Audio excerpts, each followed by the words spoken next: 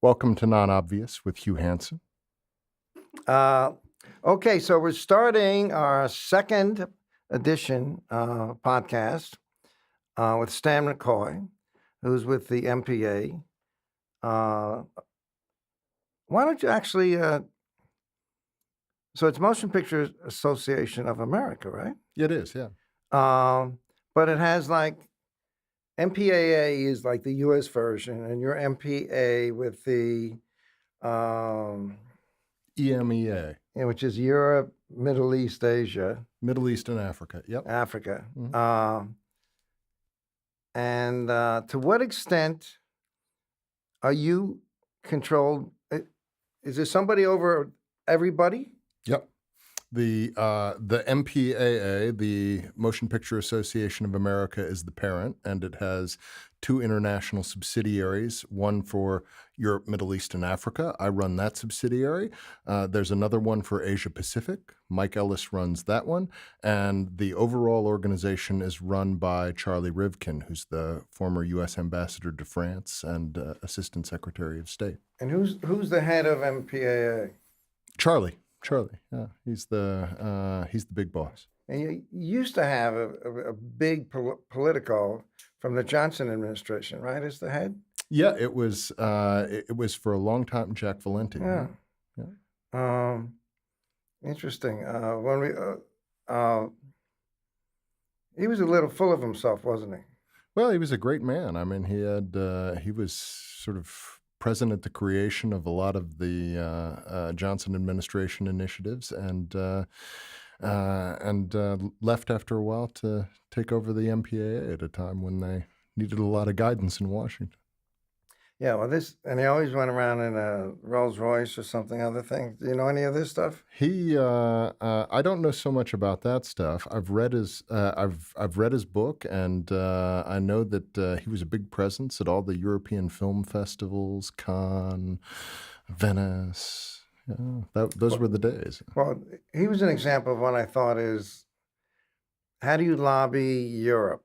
And first, at a time when no one was lobbying the commission. But the U.S. people were used to lobbying and doing stuff like that. So I happened to be there. I was there a lot over the years. And at the commission, this was copyright, and which was DG3 then. And he had sent in a thing I want to speak about. I forget what it was offhand, that was pending. And he refused to go to the unit, the head of unit. He wanted to speak to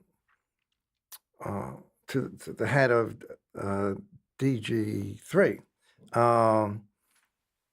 the commissioner, and which missed the whole point. He would have been tremendously enwrapped. If he went down to this lower level person who was running it and spoke to him and everything, that would have been much more influence, and that person would say, wow, I'm going this and this and this. But you're not important enough. I'm going to this guy who knew nothing. So all that happened is this guy went and talked to this guy and said, you should say this. And that's what he said to this, and there was no interaction. So there's the point of, is if you're going to lobby. In the U.S., he never would have done that. He would sort of figured out who was actually doing it and everything else, I think. But I thought it was just a real misstep. And I thought someone who had been in politics for so many years would have realized it. But that's why I think he was full of himself. It's just this guy wasn't on my level. I'm way up here and he's way down there. Anyway, I know he did a lot of good things, and he was very important to Lyndon Johnson those years he was in the White House. All right, enough of that. Okay, so a little bit, let's start out with your life. Where were you born? I was born in Manassas, Virginia, D.C. suburbs. Oh my heavens, Civil War. Yep. Wasn't that the first battle? The first and second, yeah. Yeah. And you grew up around right there? No, when I was 10 weeks old, my family moved to Thailand. My father was in the Air Force, and we moved about every 2 or 3 years while I was growing up. So you were an Air Force brat? I was, yeah. Now the people I know, Army brats and other that, and that's a term of endearment, by the way. That's not a bad term.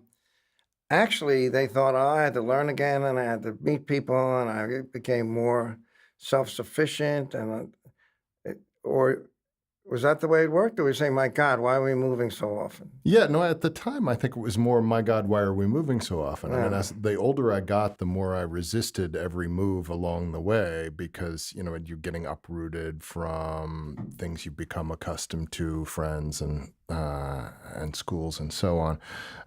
But in retrospect, of course, it's easy to see that you learn a lot and get exposed to a lot of good things that, you know, and the average American kid who doesn't leave their hometown or home state doesn't get to experience. But I guess one of the downsides, you don't have any long-term friends from any of these things. Like if you had gone to high school, junior high school together someplace. Yeah, it's not like I grew up in one town and grew up with the same kids for a generation. Okay, so now when did that stop? What age did that stop? Well, at 18, I graduated from high school in West Potomac High School in Alexandria, Virginia, in the south suburbs of D.C., and headed off to DePaul University. And 4 years at DePaul University was the longest I had ever lived in one place. And how was that? It was very good. I mean, it was That's Chicago, isn't it? Not the one with the L, but the one with the W. So okay. sort of west central Indiana, Okay. in a town of 8,000 people at that time. And they were all attending DePaul, probably. The university was a big part of the town.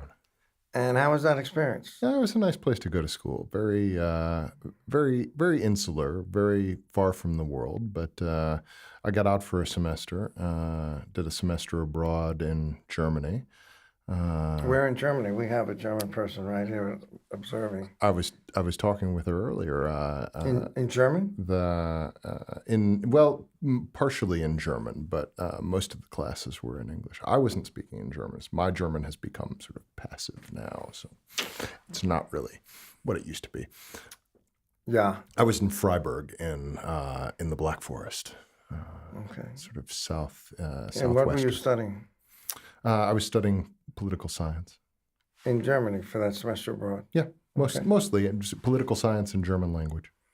Okay, so then at what point did you decide you wanted to be, well, actually from there you went into journalism, right? Yeah, I went I had been the editor of the college newspaper at DePaul and was into journalism, and then got an internship coming right out of school with something called the Dow Jones Newspaper Fund at Newsday on Long Island.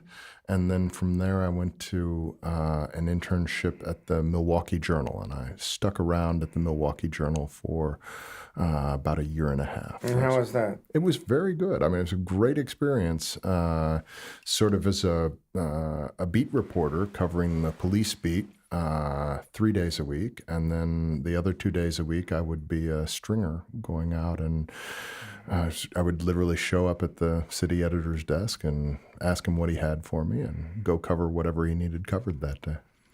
All right, so what then caused you to go to law school?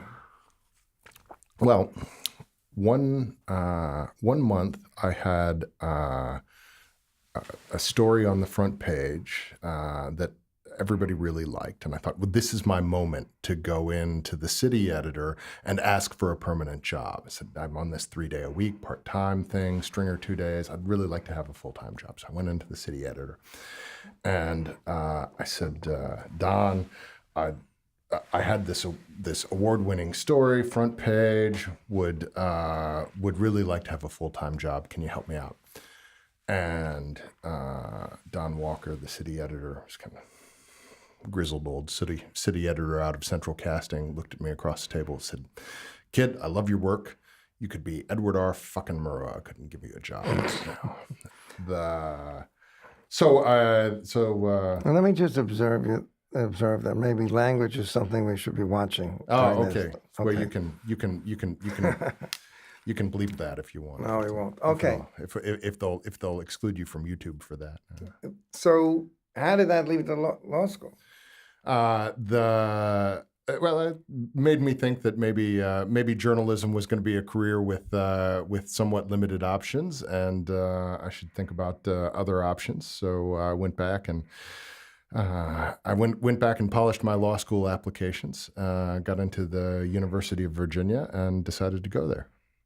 And how was that? It was great. I highly recommend it. Wonderful place to go to law school. Where? Charlottesville. And do you have, while in law school, did you know what you wanted to do when you graduated, or you just, like many law students, you were just doing it and then? Yeah, I had no idea. I had no particular specialization. I mean, I took an international law class. I took a European community class. So I took some classes that were relevant, but I didn't really, I didn't really have much direction and the things I thought I might be interested in doing. But then you got an excellent job, Covington and Burling, right? I did. That was a great firm to work for coming out of law school. And what you were, I take an associate, were you associate in litigation, or associate in this? Well, one of the things I liked about Covington was they had a more or less free market approach. They would slot you into a couple of things coming in, but then they wouldn't be too restrictive about what assignments you could take after you got there. So I started off doing communications, so communications regulatory work, which was mostly broadcasting, representing local broadcast stations around the country.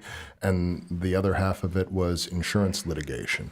And then I happened to be across the hall from a partner who was working on some international trade projects, and got interested in working with him a little bit.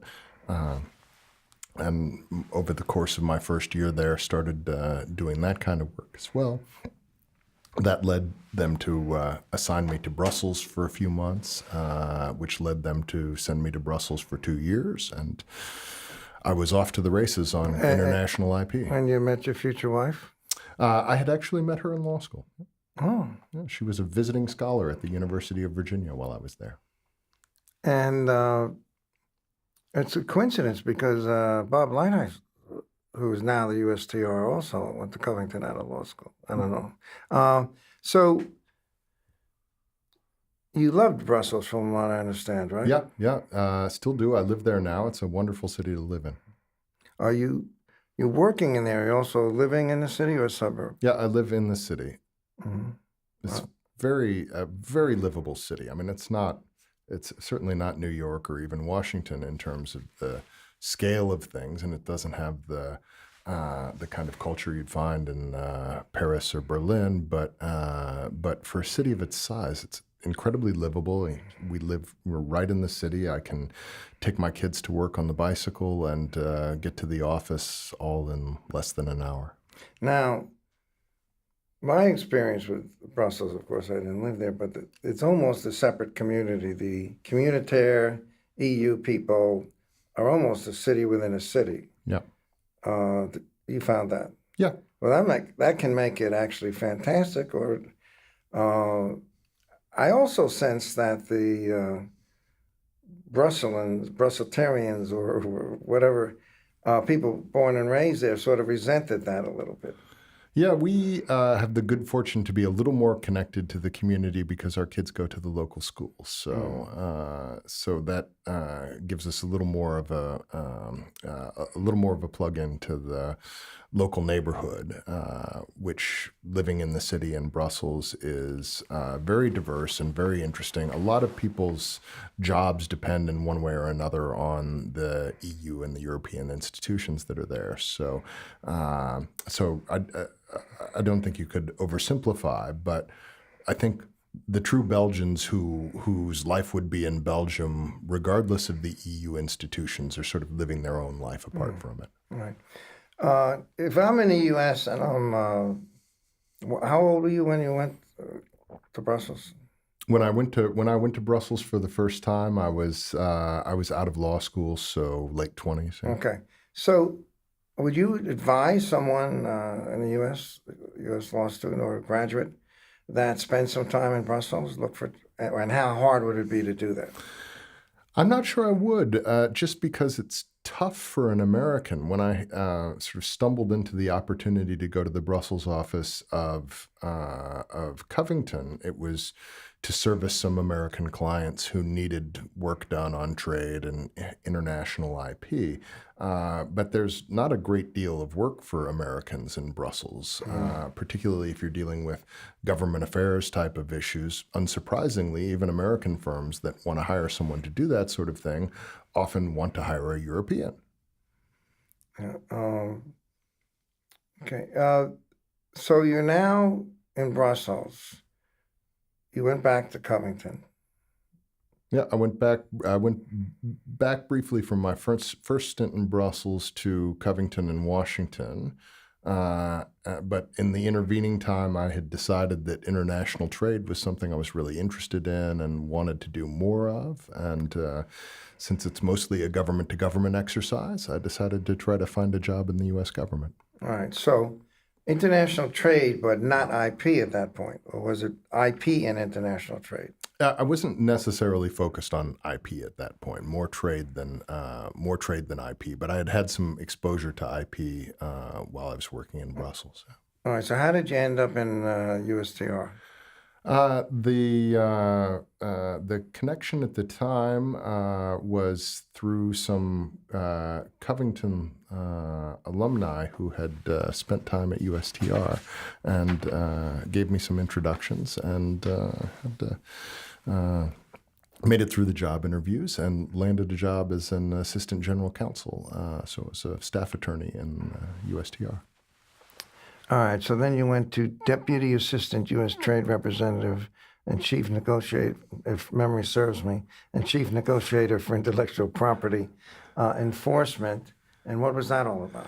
Well, that was at the time when we had previously had intellectual property and services lumped together under one office that was run by an assistant USTR named Joe Papovich. Great guy. You probably you probably had him at the conference back in the day. And after Joe left USTR, they decided to break the office into two, and they took the deputy who had been working on IP issues, Victoria Espinel, and they made her the first assistant USTR for intellectual property and innovation.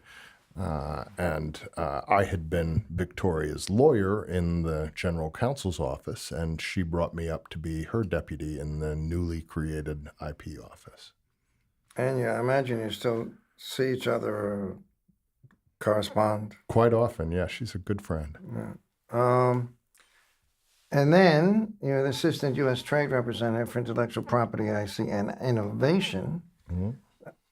Was innovation always in that name? I don't remember when they added that. Might have been something they did after the first couple of years. Yeah.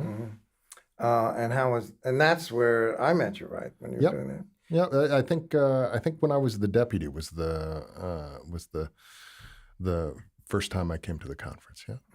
Okay. And what is the chain of command in IP in USTR? How many people, for instance, are dealing with IP in USTR? Yeah.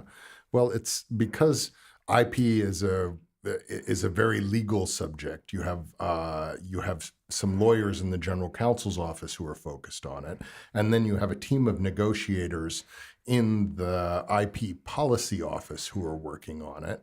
And then you have all these regional offices at USTR that have responsibility for different parts of the world.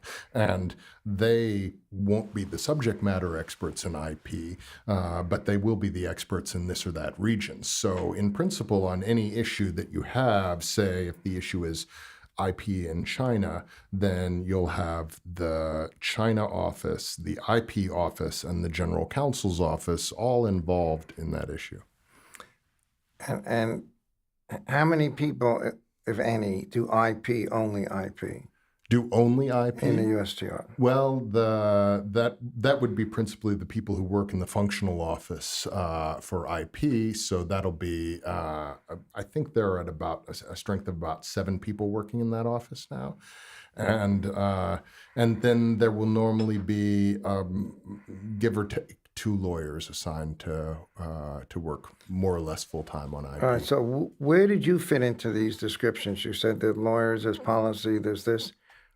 Where were your jobs fitting into that scheme? So I started as the lawyer dealing with IP, or as one of the lawyers dealing with IP. And then when I became the deputy assistant USTR, I moved to the policy office. And then after Victoria left, I took over her job running the policy office. So then you were 100% IP or not? 100% IP, yeah. Okay. And USTR didn't have a clue about IP, correct?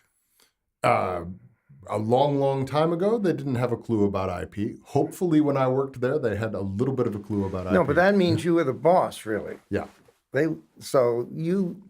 would say broad things, what we want, but you would be the one, as we say in the business, you were the man with regard to IP there then. Yeah, we had to. I mean, like with any agency, you've got a lot of complicated subject matter, and we were paid to be the subject matter experts on IP, reporting to political bosses who are calling the shots about IP and subsidies and dozens of other subjects. You know, the interesting parallel to some extent was the commission. Again, this was a DG 3E4, I guess it was. And for Stringer, Francois Verstringer was head of the copyright unit, which is, of all these positions you can have of some power, the least important, because there were a couple people over you, and then there was the cabinet, and then there was the commissioner. But he was the one who knew it, and no one else knew it. So for, I don't know, 4 or 5 years, of which it was the most productive in terms of directives and other things, he was really running EU copyright, which was, it never would happen in the U.S. government that someone at that stage would have all that power. But knowledge is power. You can use that, by the way, if you want. Yeah. The other thing that distinguishes the European system is they don't have as many political appointees there. I mean, the head of the commissioner for a given subject will be a political person, often a politician from their home country who's been designated as that country's commissioner and assigned to the relevant subject, whatever it is. But then the head of the Directorate General will be a career commission official.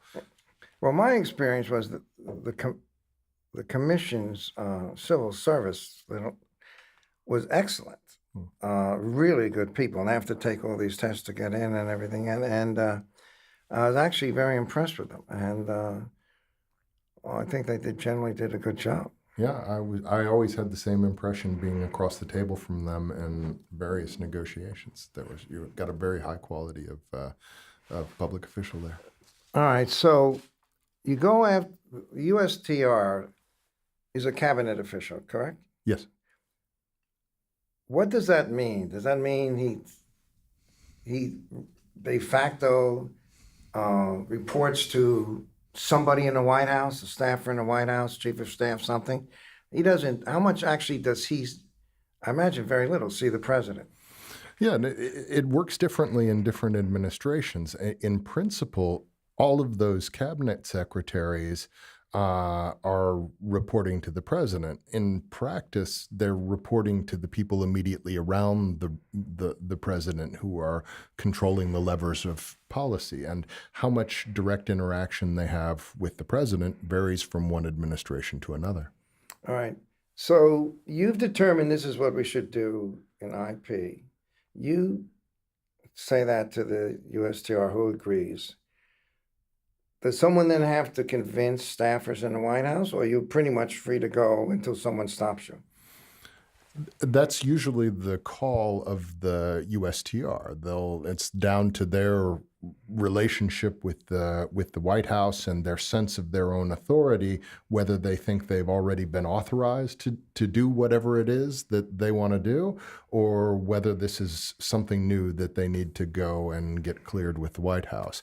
So if you're talking about an approach to negotiating the IP chapter of the Trans-Pacific Partnership, which was an agreement I worked on in the Obama administration, then the USTR would feel fully empowered to decide on the appropriate approach to resolving that in continuing consultation with the White House, but he's already got the mandate to move forward on that. Whereas if you're talking about starting a new agreement, then he or she might feel that they had a lot of consultation to do with the White House before they could move forward. Do you think Obama should have given more support to TPP than he did? He had a very difficult political equation to balance in the first term.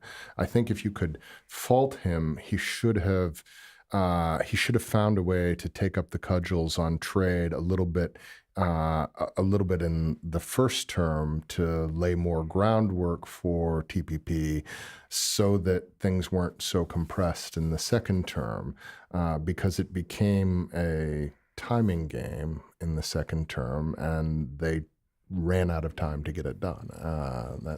It was as simple as that. I thought they ran out of will to get it done.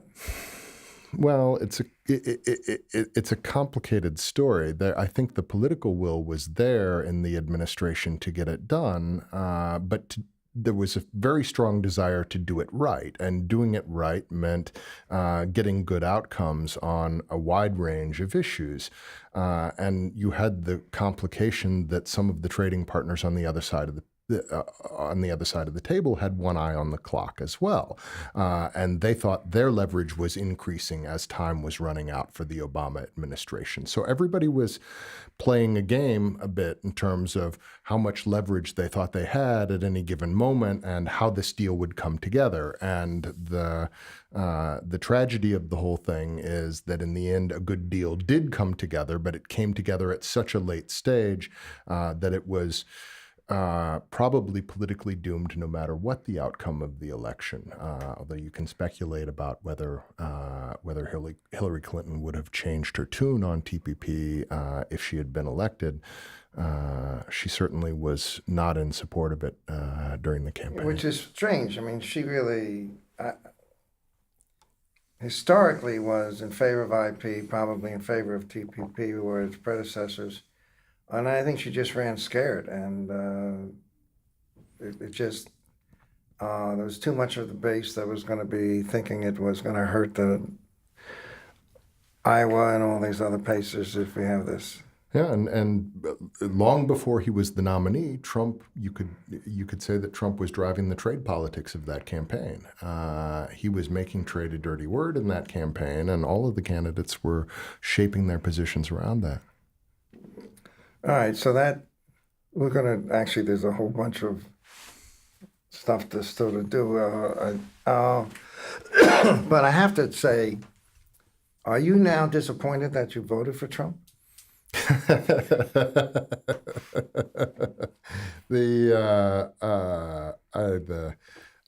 Let's not get into how I voted. No, I know how you voted. I don't know, but I can guess how you voted. So I was very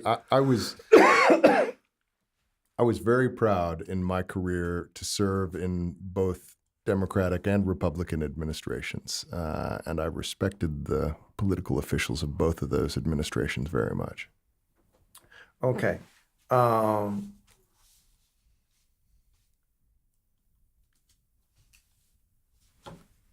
I'm just trying to think. How much time do we have? Because 30 minutes. What? 30 minutes. We've got time. For an hour. For an hour, yeah. Well, we're doing the 3-hour one, aren't we? Yeah, sure. But we can edit out the boring stuff. That's okay. Just hold on. I'm just trying to see.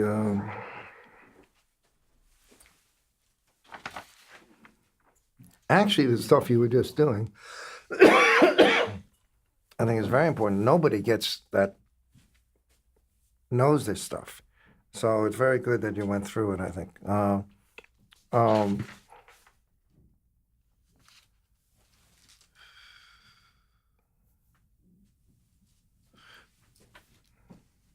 Okay, SOPA, ACTA, what really went on there? SOPA ACTA. You want the condensed history of SOPA, PIPA, ACTA. Well, I think the history probably starts. First of all, why don't you tell us what actually those letters stand for? SOPA, I think, was the Stop Online Piracy Act, and PIPA was the Protect Intellectual Property Act, and those were the names of parallel pieces of legislation. That was the U.S. on the U.S. side in the House and Senate that were meant to strengthen the U.S. approach to online piracy. ACTA, the Anti-Counterfeiting Trade Agreement, is an agreement I worked on that was meant to be a TRIPS Plus sectoral agreement focused on IP enforcement between the U.S., the EU, Japan, and a smattering of other countries that had relatively strong IP regimes.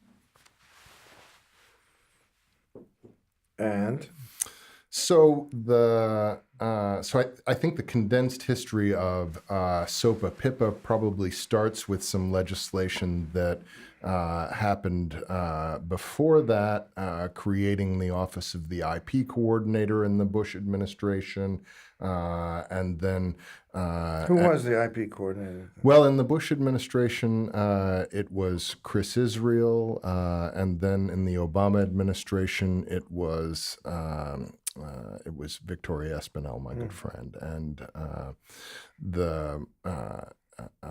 then later in the Obama administration, it was Danny Marti, and I think the creation of that position and gave a sense of momentum to the IP industry lobbyists who felt like, okay, good, we have good responsiveness, good support in the administration, but we have this terrible problem of internet piracy. We need to strengthen the legislative tools to deal with internet piracy, and so this idea of some targeted legislation to strengthen the statutory machinery for dealing with pirate websites that were targeting the U.S. market but based outside of the United States was born in the form of SOPA and PIPA, and what happened, to make a very long story very short, was that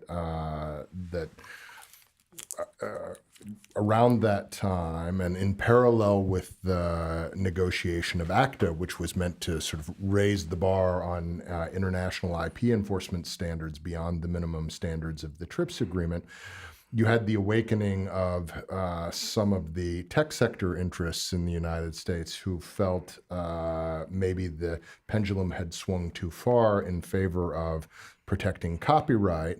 They had business models that depended on, sort of working within the interstices of copyright, depending on exceptions and limitations to copyright, and they saw it in their political interest to push back on initiatives like ACTA, SOPA, and PIPA, and managed to do that quite effectively. Well, not social so much, media helped a lot. It was not so much about ACTA in the U.S., but what happened was that there was a big social media pushback on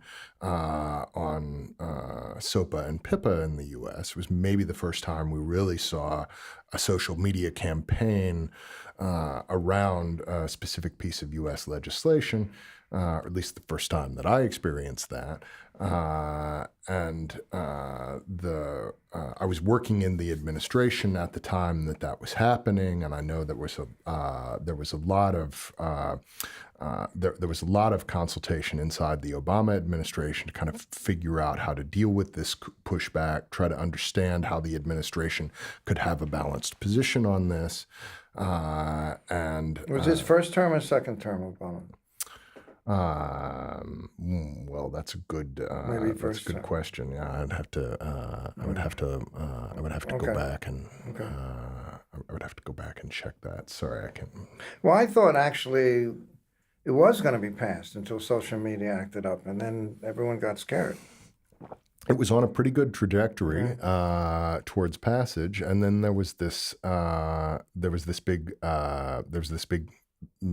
social media backlash, a lot of generation of emails, Wikipedia blackout, etc. These were things that members of Congress had never experienced before, and a lot of even the strongest supporters in the Congress saw this reaction that they were unfamiliar with and decided that they'd better slow down.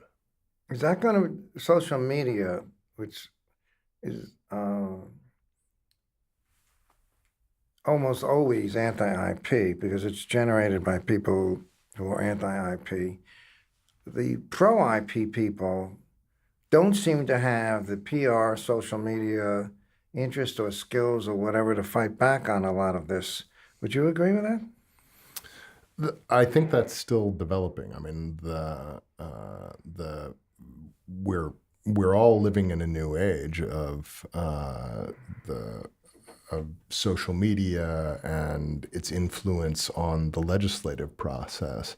Right now, there's a legislative process going on in the EU around some copyright legislation where you're seeing a similar sort of effort at work to demonize what's actually a relatively discrete piece of legislation that's impact is not nearly as far-reaching as either its proponents or its opponents sometimes make it out to be.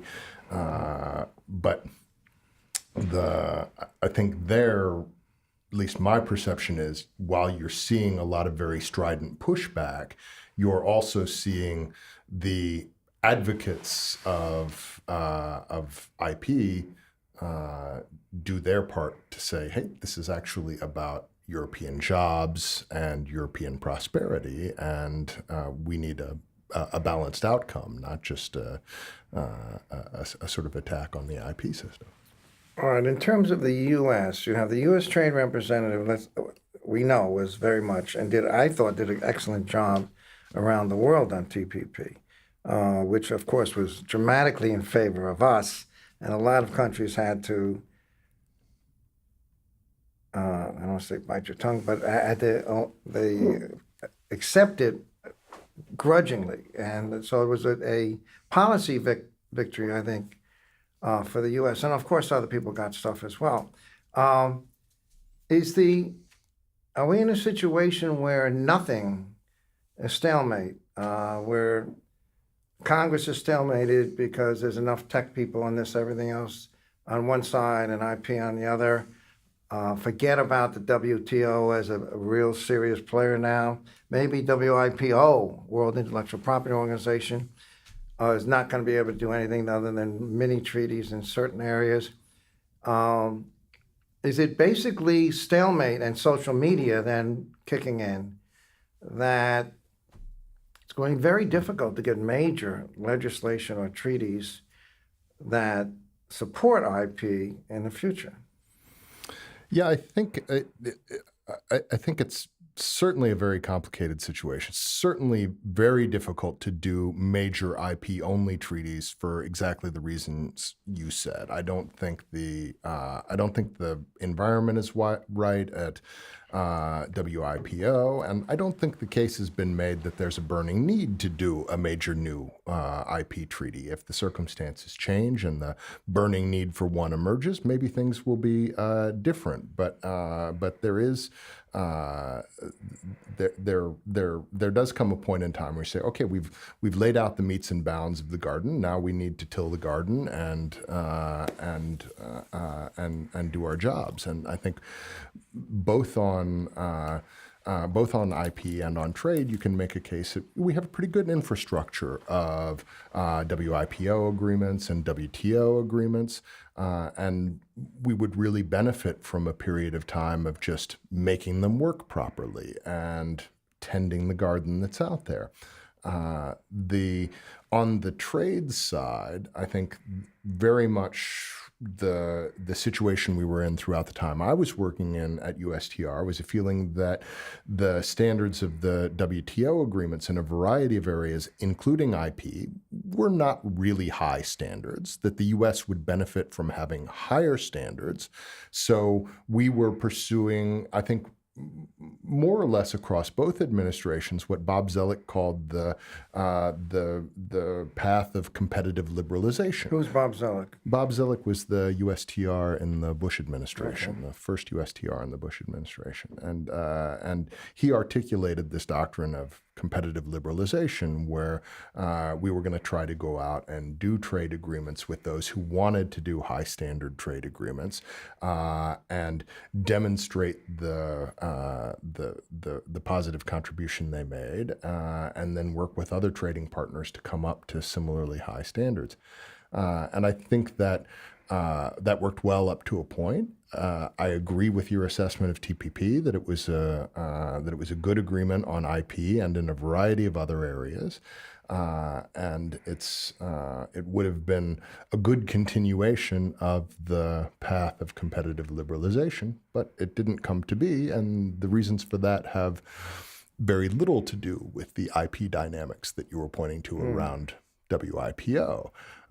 If anything, the reasons why Trump didn't like the TPP were not that it was too strong on IP, but that it wasn't strong enough. And it wasn't strong enough on a variety of other things that he thought it should be strong on.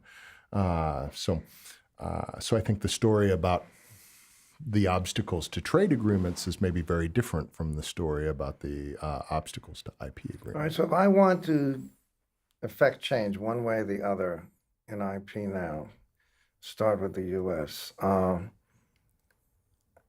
where am I going to? I think most policy is going to be made in the courts now. There's going to be a stalemate in legislative, and historically, executive has not been that interested in IP to push anything particularly strong. So you're left with court cases, basically deciding the key issues in IP. Would you agree with that? Yeah, I think that's the dynamic in a lot of places, certainly in the U.S. I think if you step back and look at this in a global perspective and say, where is IP policy innovation happening in the world? I don't think it's happening in the U.S. for the most part right now, because the U.S. Congress has looked at the issues that are out there, has studied them pretty extensively, and by and large has decided that there's not a need to engage in extensive IP legislation. Maybe they think it's politically unpalatable. Maybe they think it's just not practically necessary. But for whatever reason, we don't expect a lot of legislation on the U.S. side in the near term. So if I look around for where IP policy innovation is happening, I see most of it happening in Europe right now, where you do have you do have some innovation happening in terms of the shape of the making available right, a lot of it coming from the European Court of Justice. There is a significant legislative effort underway right now. We'll see how it turns out over the remainder of this year. But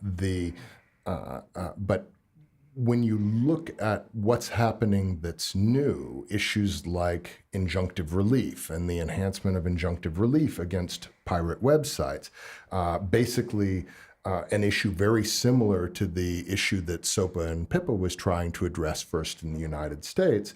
The EU took up the cudgels on that.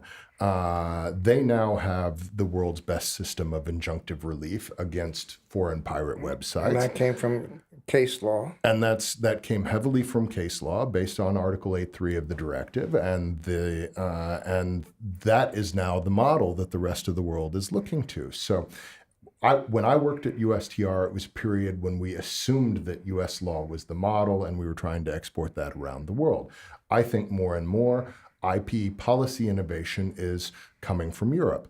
And others are looking to Europe as a model on a variety of issues. That may be a good thing or a bad thing, depending on your perspective on an individual issue. But you also have this dynamic where the European Commission is an institution that exists to propose legislation. So while we may go for a period of time in the U.S. without new IP legislative proposals, I guarantee you that next year there will be a new European Commission, and they will have legislative ideas about what they want to do with the intellectual property system. And it's not in the nature of the European Commission to let their competences lie fallow. Well, sometimes you want them to lie fallow because it's better to do nothing than do something that's going to screw things up. I mean, it's interesting about the EU and IP is because back in the day when Parliament was just, all they had to do was read something and they could have suggestions. They weren't seriously taken by the Commission or by the Council. Council really didn't know too much was going on in IP because the people in the Council and the people who were sent from the member states, there wasn't a lot of knowledge about IP. And so within the Commission, you had a core group of people who knew a lot, and I think you got some pretty good stuff. But now, you just said there's a new Commission. Well, they're going to have all sorts of ideas of what the people want and this want and everything else. And I think the more people, when you want to make a decision, you don't expand the people who are making the decision. You contract the people who are making the decision if you really want to get a decision. And we're expanding the amount of people who can have input and everything else into this. So, yes, you might get something, but I'm not crazy about it. But the irony is nobody had faith in EU courts and IP, and especially Court of Justice. Everyone said, don't let anything get to the Court of Justice. But they, have been doing, the courts have done actually much better, I thought, than we would have expected in the past. Yeah, I think their recent case law on the making available right has been very good. I agree. Now,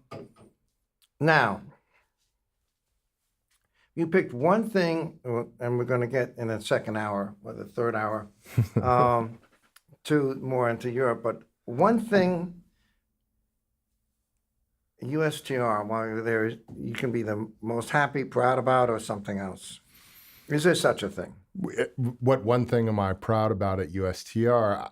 I'm really proud of the team that I worked with at USTR. I felt like I got to be there at a time when the office and the function that Victoria created at USTR needed to be built up, institutionalized, staffed up.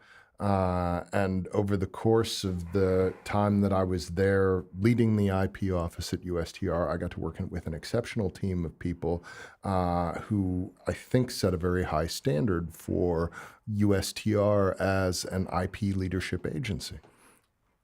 Can they still be that in the current political climate? I think very much so, because the Trump administration has emphasized IP as one of the key areas for U.S. trade policy to do better. I mean, this is on China. One of the central complaints about what's going on in China is the theft of U.S. IP. So I think there's all the opportunity in the world for USTR to remain central. I think I agree. The irony, of course, I am not a Trump fan. That's because I have a brain and among some other things. But it's amazing, as the new head of the PTO, the new head of antitrust, in the Department of Justice are both excellent and really know what they're doing. And it's kind of amazing that those choices came out of the Trump administration. So I should actually qualify whenever I talk about the Trump administration that some good things seem to be happening. Would you agree with that? Yeah, I would agree with that. I think the emphasis that they put on IP in the China context and more broadly has been good and welcome, and it's something that ought to be supported and encouraged. And I think we need to understand that there are different areas of policy, and it's perfectly possible to have different views about whether the administration policy is right in this area versus that one. Well, the thing about China, which I think is interesting, is first of all, they had no IP infrastructure for many years because they really weren't doing, like courts are new and everything. So then they got up to speed, and in fact, Supreme Court was coming over here, actually came before them a couple of times. What are you doing in copyright and everything else? And the stuff they started doing was basically U.S. And in patents, they're doing basically what the UK does or Europe does in patents. But that's the elite. Then you have the party, you have the army, you have prime minister. What's the head? What's his title? The head of China? President? Yep, the Xi Jinping. Yeah, president, and so you have people who actually aren't in control of even if they think they should do it. I'll give you one example is the person who's in charge of, high up in the China administration in competition, went to someone high up in DG Comp and said, this was when after the Microsoft decision went against Microsoft and said, well, what are you going to do now to the,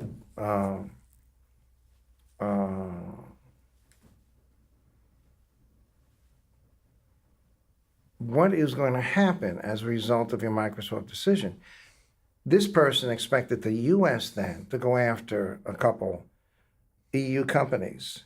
And this person would say, what are you talking about? We're independent and everything else. And she says, well, if you did that to one of our Chinese companies, I would be ordered to go after two people using our competition law to show you never to do that again. And this was the head of the thing. So that's what we're dealing with to some extent. No matter what this person wanted or not wanted, the political powers would have said, hold on, because it's basically industrial policy with very much of either general or our stars in the industry are going to be supported against the rest of the world. Yeah, I think you've put your finger on one of the things that the U.S. government has really struggled with, and I think the Europeans have struggled with this as well in dealing with China, which is that that they have legislative machinery that's often very good, often very much in line with the with international standards, but certainly on the issues that I was working on when I worked for the government in previous administrations, what we struggled with was that what was written in the legislation and what happened in actual practice were not always the same thing. And that was difficult to deal with. But I have to say, though, I think that this is something where the expectations of Chinese companies are changing as well, because as Chinese companies become major players in the world, they also want the stability that comes with knowing that the law means what it says, that the law means what it says. So there is a process of maturation that's happening there. So I'm not entirely without optimism that things will continue on a good trajectory in China. So how much optimism do you have for the legislation that's going to come out of Europe in the future, either copyright or whatever? Yeah, I think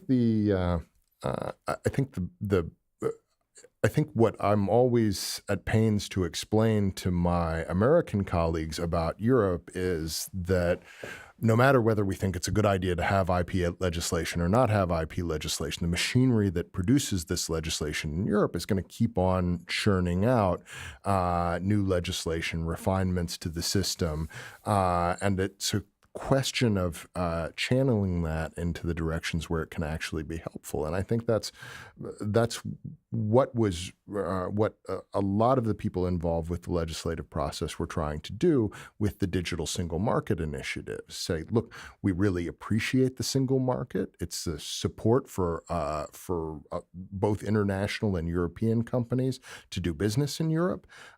So digital single market is a great idea in principle, but as the specific ideas evolved, and they involved in some cases things like taking away the ability to do country-by-country licensing in the copyright sector, that was not something that we were very happy about, because we need the flexibility to serve different parts of the market in different ways. I think actually the European industry embraced that point to an even greater degree than the international companies doing business in Europe, because that's how they do business, certainly in the audiovisual sector, by licensing country by country. So I think the realization dawned in the context of the digital single market, saying having a single market doesn't mean the same thing as mandating that you have to serve every country in that market exactly the same way. So I'm hopeful that point's been made, and I'm hopeful we won't go through the same exercise again of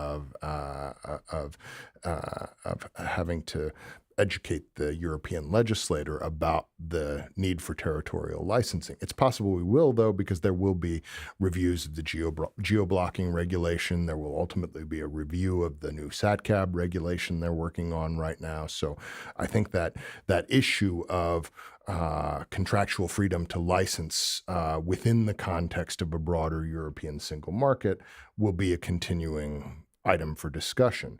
The other big issue on the table in Europe is the current copyright in the digital single market directive, and that's the one that's attracted all the social media hype recently.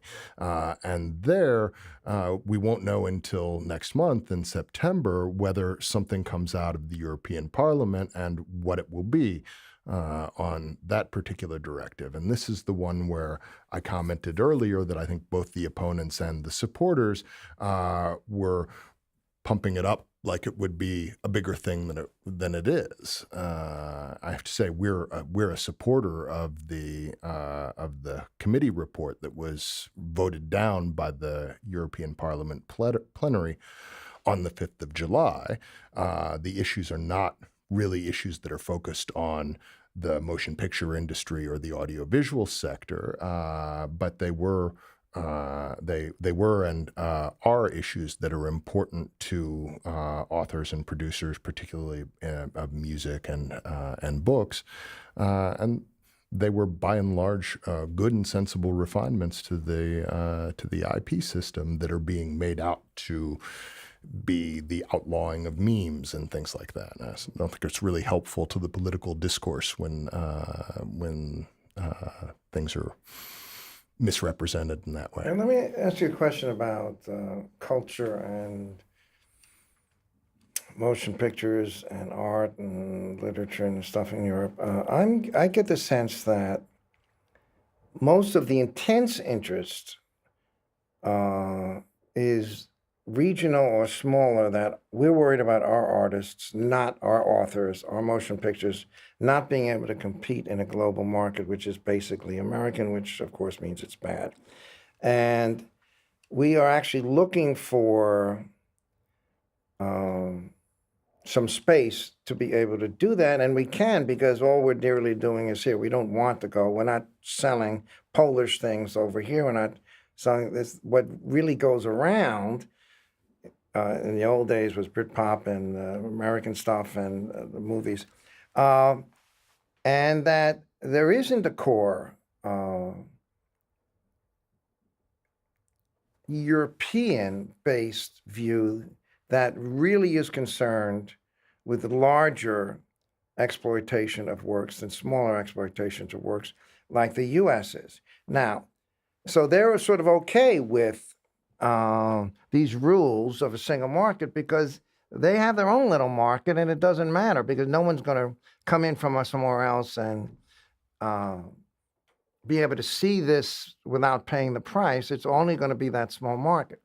So I think, from my perspective anyway, the economic dynamics of that are such that they're not pushing as much because if you're an economist, I mean, from the beginning, the Europe of a single market, one price, and all this other stuff is crazy. What you want is price discrimination because that helps everybody being able to get that product at a price they can afford. Whereas if you choose one price, a lot of people can't afford it, or it would be too low to make innovation. People want to innovate and do it. And it's certainly when you talk about selling overseas, an interesting thing about it, they got it right. Yeah, they've screwed up their own market with this. But you can, no foreigners can come in and mess around with this. So it's not international exhaustion. We can still stop. I'm doing this in Africa. That can't come back into Europe. Now we've just had a bad Supreme Court decision which allows that. But within it, but the reality is if you go into a British supermarket, you don't see a lot of Spanish stuff in there.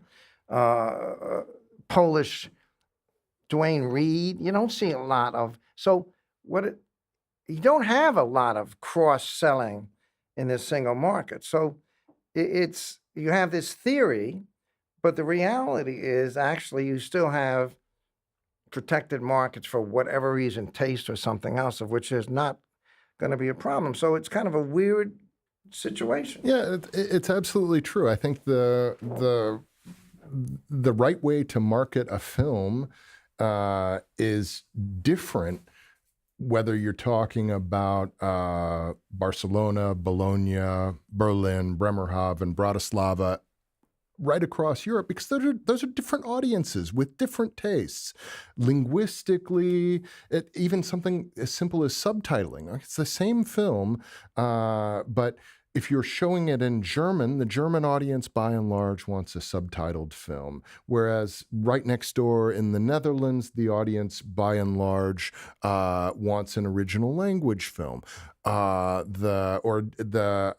dubbing film. This is the point I mean to make, so that you'll have dubbed films in some markets and subtitled France films in has others. a lot of dubbed. Yeah, so you get dubbed films in France, but in the Netherlands, you'll get subtitled films because they appreciate more having the content in the original language. But the bigger point is, you're absolutely right. It's a diverse market, and the strength of the European market is its diversity. I think sometimes sometimes we get caught up in the manifest destiny of the single market. Yes, we want the European single market to succeed. Everybody's doing business there, wants the single market to succeed and appreciates the value of the single market, but it shouldn't succeed at the expense of recognizing that the individual country markets are still distinct and they can be served in distinct ways. And especially when you're dealing with a cultural product, you've got to recognize that. So it might be for my members that licensing to a big multi-country platform, the members of the MPAA, maybe the licensing to a big multi-country platform might be the right answer for some films. But for other films or TV shows, it might be better to license to local broadcasters who only serve that market, because that's the right way to connect with the audience they want to connect with. And we're just trying to leave that range of options open for them. And we think the European consumer is going to be a lot better off from doing that. And by the way, I mean, the other point that's embedded, I think, in what you just said, Hugh, is that there's a big tendency when we're talking about cultural products like film and television to oversimplify. You talk about American blockbusters, you talk about European film, as if these were hard and fast categories. Last year, the film that won the Golden Globe for Best Foreign Film was a German film that went by the title In the Fade in the U.S., Aus dem Nichts in German. That film was co-produced by Warner Brothers, which is a member of the MPAA, also a major producer of local German language films. And right across Europe, our members are deeply involved in the ecosystem of producing local language films, just as they are marketing, just as they're marketing and distributing big international blockbuster films. So you can't. You can't nicely oversimplify the market. You have to understand that there are German producers who are producing for an international market, and there are American companies that are producing local content. All right. What's going to happen? You say September we're going to learn, or is it going to be a little bit after September? What's going to happen with this legislation? I think the legislative processes on the remaining pieces of the digital single market are going to take a while to unfold yet. So I think this is all going to spill over into next year. It's difficult to forecast how the vote will turn out in September. I would say there's a substantial possibility, though, that the same majority of the European Parliament that rejected the report that was on the table on the 5th of July does not command a majority to support any alternative to it. So you could be in a situation where there's no majority support for any position in the European Parliament, and the net result of that might be to just slow down or stalemate. But the other legislative alternative is if the council is unanimous, they don't have to worry about Parliament. So if they disagree, then they have to go to this committee and everything else. But if the council is unanimous, that's it. Well, under the current process now, you have shared legislative power between the Parliament and the council. So you have No, you have shared, but except unless they've changed it. Yes, it's shared, so the Parliament has a tremendous role. And if they disagree, then you have to have this conciliation committee.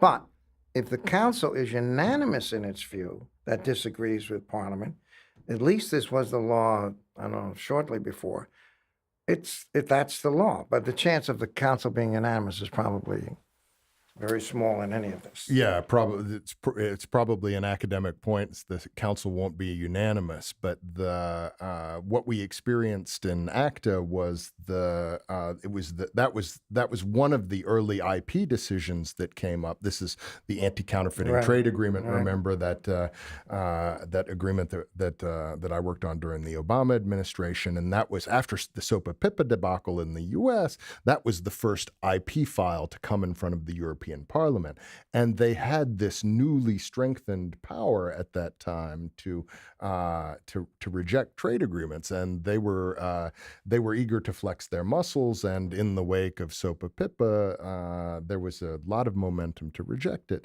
and indeed it was rejected by the European Parliament. So at the same time that those EU constitutional changes went through, they also beefed up in other respects the legislative power of the European Parliament, all with the idea of making the EU institutions more democratic. So now the European Parliament has a significantly bigger voice in the process. But I think it comes back to the point you were making, Hugh, is it's open to question whether that's always going to lead to better outcomes. Yeah. Well, interesting little historical footnote. The first piece of legislation coming from the council, the commission goes to both of them, but the council adopted, that Parliament rejected what the council did, was the biotech directive. And it was in the summer, everyone had left. There were just some relatively enough for a quorum, and they voted to reject it. But then they rephrased a couple words and sent it back when all the people in power there, and actually then it got through. That has actually no relevance to what we're discussing today. I just thought it was interesting. So that's all I have, Stan. This was great. Is there anything that you would like to say? Hugh, I want to say that the Fordham IP Conference is the best IP conference in the world. Some people come to New York for Broadway shows. Some people come to New York for Radio City Music Hall. I come to New York for the Fordham IP Conference, the world's best IP conference. You're the man, Stan. All right. Thank you for listening to this episode of Non-Obvious with Hugh Hansen. This episode was recorded on August 17th, 2018.